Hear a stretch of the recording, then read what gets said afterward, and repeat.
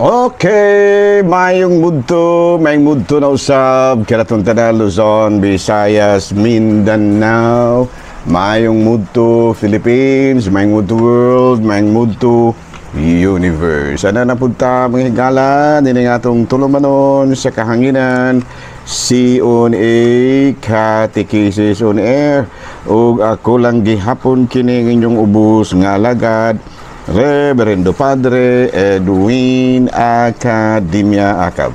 Abino adlaw na usab karon nga Martes, no? Pastilan mahigala, no? October 21 na kini sa bulan sa October 21 na kini sa bulan sa Oktubre. Abino pitsa 21 na kini mahigala sa bulan sa Oktubre.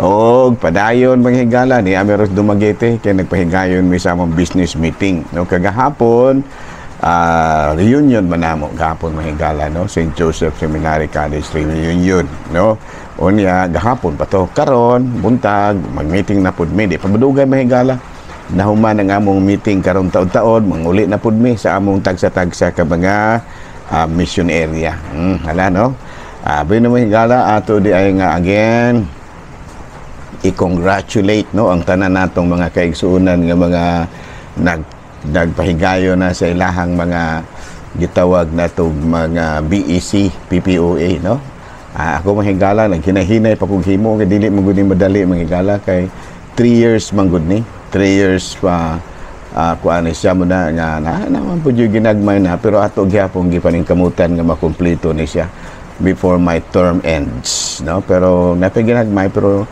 atong paningkamutan nga sa dili pa mahuman ang mga termino mahumanan ni siya kay aron pod nga mo'y basihan unya sa umalabot nga mga kora paroko ayan no nalaw maing mudto dahil sa akong mga classmates so si Padre ani mas ubing no nani man sila Ros Dumaguete ako lang mga classmates sa Cebu no sila si Padre Joseph Anore Padre Kipling Agravante si Padre kining Peter de Cesario, Mario Atienza, Milton Medida, no? Si Padre kining sa may lain mahigala. O Col Rostel Noel, no? O di nga manusab ang ako ang mga kaigsuon si Father Glenn Banson, no? Si Father Onero Saroso, si Rom Narca, oy mga buutan kini ako mga classmates tigalan. Dito sa kining Diocese of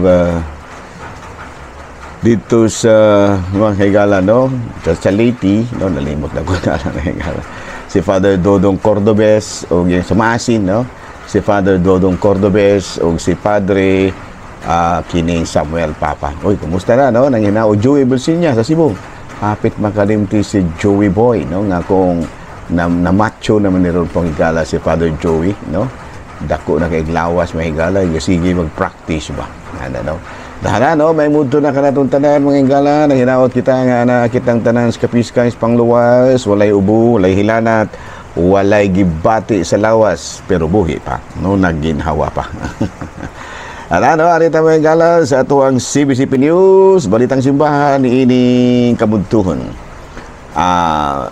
kagahapon nga atong nakalabay Domingo mga higala sila si Blessed Jose Gregorio Hernandez Cisneros ug kaubanan nga mga biyato na kuana mahigala na-canonize na niadtong nakalabayng Domingo no gi-canonize sila ni Pope Leo XIV so gani dakong kalipay karon sa simbahang Katoliko nga lain na pong mga santos murag siya man sila kabuk mahigala no nga bag-uhay pa lang nga na-canonize. So, nagalamat sa Diyos sila si Blessed, si Santa Carolosan, San Jose Gregorio Hernandez Cisneros. Balita, mga higala, gikan sa CBCP, Archbishop Adolfo Tito Iliana, no? Iliana, Apostolic Nuncio to Israel. Pilipino kini siya mga higala, ni gisaulog no ang ika-80th anniversary sa Our Lady of Peñaprancia Seminary sa Diocese of Sorsogon. No gani nagpahinumdum siya sa mga seminaryan nga usa gyud sa makapalig-on sa bukasyon sa usa ka seminarista mao gyud nga kun lig-on ang iyang spiritual foundation. Mao kadto mahigala mga balitang simbahan ni ining kabuntuhon ug padayon ta manghigala sa atoa nga mga buhaton. Abay no ari ta sa atong topic mahigala topic. Okay, ang atong topic karon is the importance of baptism for our salvation. No, ang kamahinungdanon sa bunyag alang sa atong kaluwasan according to Catholic perspective. Abay ni mahigala no sa juday ka importante ning bunyag alang kanato. Kay ang uban daw mahigala simple ra kaayo. Nganong na importante ang bunyag tungod kay kinapangitaon niya ang baptismal certificate og magparesto og pa-enroll na ang bata sa grade 1. May na kasimple. No, pero buot natong hunahon mga higala nga ang sacrament of kining baptism is the foundation for eternal salvation. No, foundation kini siya, no? Usa sa mga kanang gikinahanglan aron nga maluwas ang usa ka tawo. Nga naman tungod kay it washes away original and personal sin, initiates a new life in Christ, and initiates the person into the church. Sa ato pa dako kay ikatabang kining bunyag alang sa usa ka tawo tungod kay mawagtang ang iyang original sin ug ingo manusab ang iyahang mga personal sin. Niya makuan siya, mahimo siyang membro sa kinabuhi ni Kristo, mahilambigit siya, no? Mahilambigit siya sa kinabuhi ni Kristo ug labaw sa tanan ma-initiate siya isip o sa katawo ngadto sa simbahan, no? In person, initiates in person into the church. Okay, no? Enables a person to receive sanctifying grace, becoming adopted children of God. Sa ito pa pinaagi sa bunyag mga higala, no, ato nga matagaan kita og katungod nga makadawat sa grasyang makasantos o nya mamahimo nga sinagop nga anak sa Dios. Ug ikatulo, sa dihang gibunyagan usab kita madawat usab nato ang gasa sa Espiritu Santo. Nya ikaupat, open the door to the reception of other sacraments. So, sa ato pa diha nga nabunyagan di kita na abre, no? Pwede na natong dawaton ang uban pang mga sakramento. Buti pasabot nga kung wala tay bunyag, na dili ta makadawat sa sakramento sa kumpisal, dili ta makadawat sa sakramento sa Eucharistia, sa kining sakramento sa kasal, sakramento sa hilog sa sakiton, o sakramento sa kining anointing of the sick, o sakramento sa orden sa pagkapari. Sa ito pa, kini di ay kining bunyag mao'y muabre o muhatag ka natong katungod nga atong madawat ang uban pang mga sakramento. So ganito ning original sin. Original sins are the defects in human nature that is passed down from Adam and Eve. No, sa ato pa ang kuan di ay ang bunyag mao'y makapakuha sa mga matud pa depikto nga mao'y kabilin sa pagpakasala ni Adan ug si Eva sa ilahang pagka kining gitawag nato og kining gitawag og pagkamakasasala, no? Kay kun atong basahon do na may ilang nga igala mo ingon nga di ba nakita ang bunyaga ng bata kay wala pa man ay sala ang tubag ni ana naabaya. Kun atong basahon sa Salmo kapitulo 55 bersikulo 5, dautan ako, sukad ako mahimugso, ug makasasala, sukad ako ipanamkon. Sa ato pa, giangkon diri manghigala, giangkon gyud, no? Ato sa ning ipadapli ni manghigala, kay basig masabiklan o niya hinuo ning atong camera. Masabiklan ang kamera, tumba ang kamera, na wala na ikalaki. Okay na din, ha? Okay, no, the importance of baptism. So, sa ganito ang naka-importante sa bunyag mga higala. First is, ang natong naon nga ang bunyag mao ang sukaranan sa kanang gitawag nato og kaluwasang dayon, eternal salvation. Nanuman, tungod kay pinaagi ni ini, matangtang ang mga epekto sa original sin ug mahilambigit na kita sa kinabuhi ni Kristo ug ingon usab mahilambigit kita kanang mahimo na kitang membro sa simbahan. Unya maghatag kini kanato og katungod sa pagdawat sa grasya nga makasantos, unya mamahimo kita nga mga gitawag nato sa in English og adopted children of God.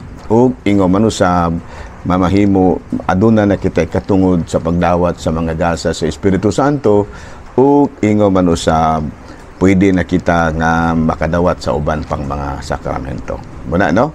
So, sa kanito original sin, kining original sin mahigala mo kini ang mga mo kini ang mga depikto nga atong nadawat tungod sa gitawag nato og original sin, no? Sa atong ginikanan si Adan ug si Eva. Naingon ni Ana, no? Pero kining bunyag mahigala dili na automatic nga masantos na dayon. Kamo bitaw na nga aduna pay mga sakramento nga atong pagadawaton aron nga matangtang ang mga dautan nga epekto sa ato ang kining gitawag nato sa salang panulundon. No muna nga kinahanglan nga human nato madawat ang bunyag dunam na po'y laing pagtulunan kining gitawag natong sakramento nga atong pagadawaton unom kini sa kabuok. No unang-una kung mabunyagan na kita, aduna na kita'y katungod sa pagpangalawat. No? Sa ato pa, pinaagi ini, mangmusimba kita, o matod palagi, matangtang ang depekto. Pero dili ka musimba, na magpabilin na ginagihapon, kaya ano man, wala man mo dawatang ubang sakramento. No? Saan sakramento ha?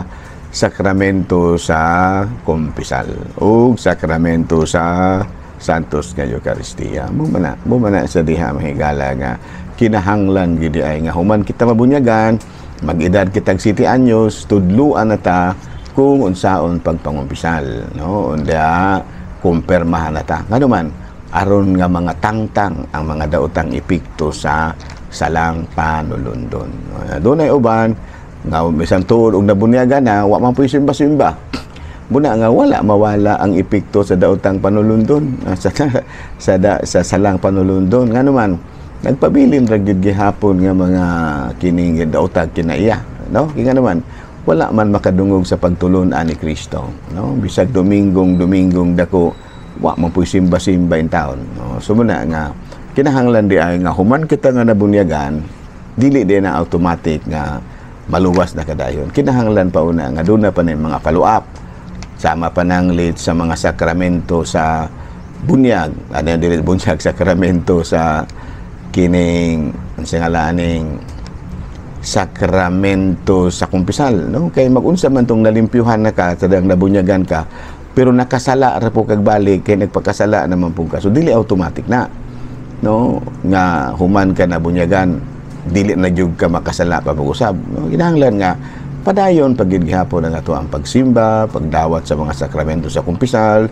sakramento sa kining gitawag nato sa in English o confirmation, kining holy orders o daghan pang uban.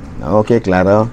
So na no. So again, ang bunyag di ay mao'y muhatag nato katungod nga madawat natong subang sakramento nga maoy makatabang og dako aron nga malangit kita sa mapananglit sa kining sakramento sa kumpisal. Importante kay kini sa mapananglit ng sakramento sa Eucharistia. Importante kini sa mapananglit sa sakramento sa kasal. Importante kay kini sa dupa kining tanan kun ato ang dawaton mao kini ang makapapas, no, sa mga epekto sa salang panulundon. Okay, klaro? Abino din nila sa kutob higala medyo kapoy-kapoy guro gamay. Kinahanglang makapahuway po ta gamay aron pud nga mahimong baskog sa ubalabot pa dato nga mga bungpaton. Okay ha? So din lang sa kutob, kulang gihapon kini inyong ubos nga alagad Reverend Padre Edwin Academia ka manamilit daw sab kaninyo ug manalangin kanato ang Dios nga makagahom sa tanan, Amahan, Anak, Espiritu Santo. Good noon, Pilipinas.